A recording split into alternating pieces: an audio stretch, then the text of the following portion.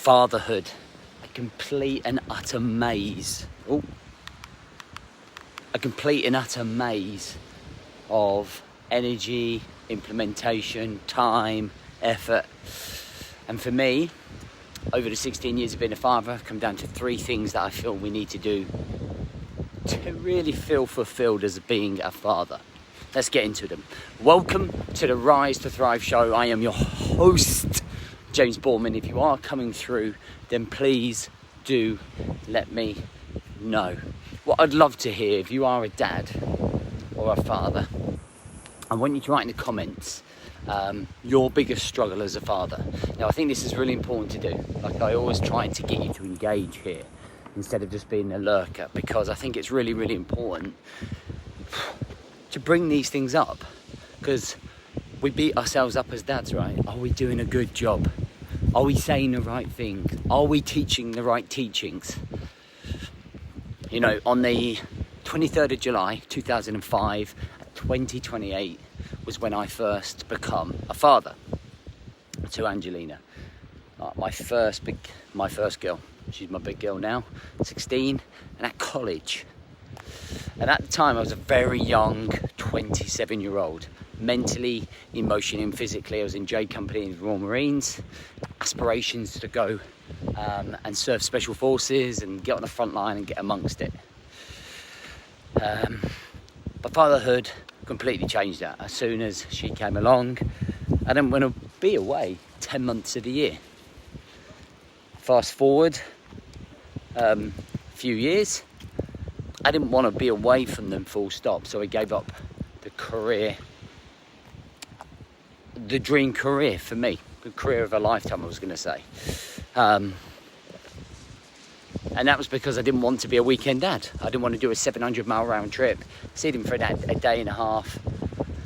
I wanted to be amongst them. My dad died when I was 6, and I didn't want them to experience, although I'm not dead, I didn't want them to experience a life without a father around every single day, you know, being within arms, throw distance of a cuddle or a hug. And these 3 things that I'm going to explain to you have really been about my tries and tribulations of bringing up my top 2. You know, yesterday I went for a run with my boy who's 14, and he's recently rediscovered American football, and he's doing American football training. And man, he has just found this emotional connection with life.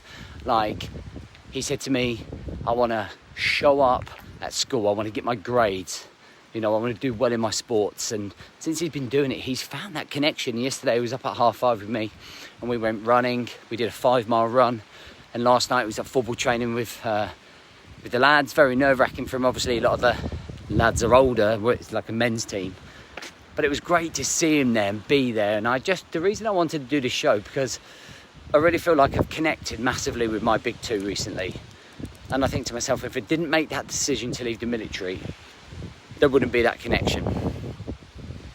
But these 3 things that I'm about to give you, for me, are the most important gifts or things that we can give to our children, okay, as a father. They are the most important things. Number 1 is understanding. Okay, number 1 is understanding their point of view, recognizing that their point of view matters, that you can listen to them. You know, it's been really difficult for me as a father to see them evolve through their 7, 8, 9, 10, then 11, 12, 13, and then adjusting your parenting to meet them. And I really feel I've taken time to try to understand them better, listen to them better, understand their point of view, and actually realise that sometimes they're right. Do you know what I mean? The second one, I don't know which whether to do this priority or not. All right, so the second one is, for me, this is the most poignant one. It's the most important one, and it's showing them love. It's just hugging and kissing them. Hugging and kissing them. Do you know what I mean? Giving them lots of love, telling them that they're good, telling them that you love them. telling them that everything's going to be okay, that you're there for them. Do you know what I mean? I think that's such an important thing that I see parents not doing enough of. I'm just trying to see where I'm going here. Telling them that, I love you, cuddles, kisses. And that is so important, really important. And then the last one is being a role model. Now the role model is about leaving a legacy. When I die, my legacy will live in those 2 kids. Now 4 kids. But I'm just talking about the other 2 because they've been around the longest. That's where I've really gained my experience of being a father. Legacy is so important. When I look at my boy last night, running around, telling around, everyone going, man, he's got a work rate. I wonder where that comes from. And you think to yourself, well, yeah. It's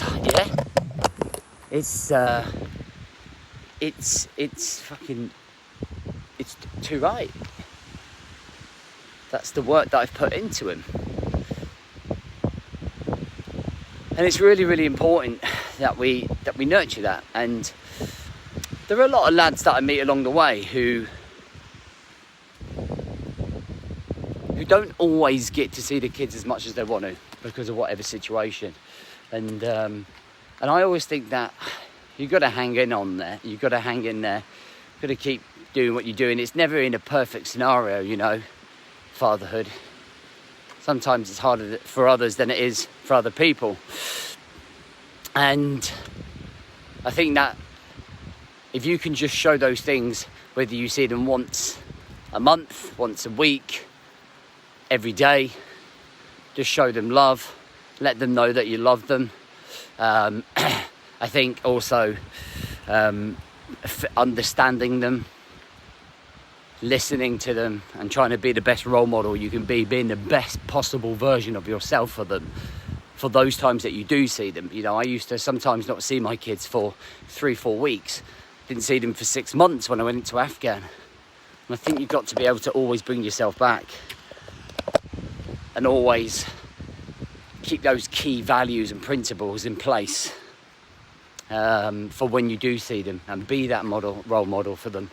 Because for me, they're my fire to show up every day. They're my fire, they're my drive, they're my passion, they're my energy.